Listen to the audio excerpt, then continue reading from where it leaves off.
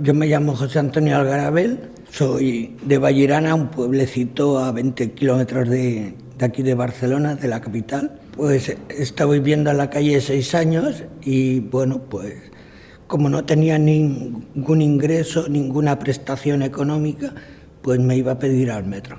Comer y para algo de tabaco y para, bueno, alguna cosita. Abandonado de la vida, de Dios, como basura prácticamente, como basura, como desecho humano.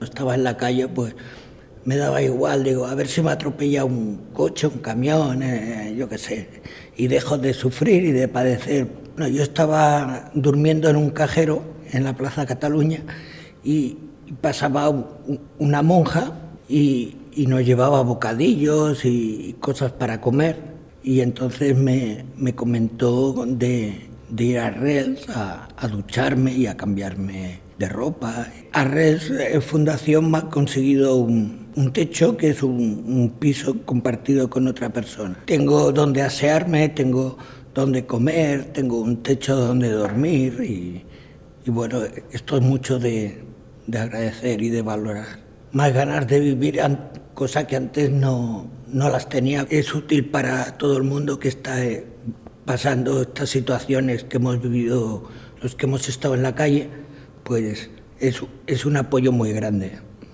Este vaso puede conseguir que no haya nadie durmiendo en las calles de Barcelona. Necesitamos 1 millón de euros para que todo esto sea posible.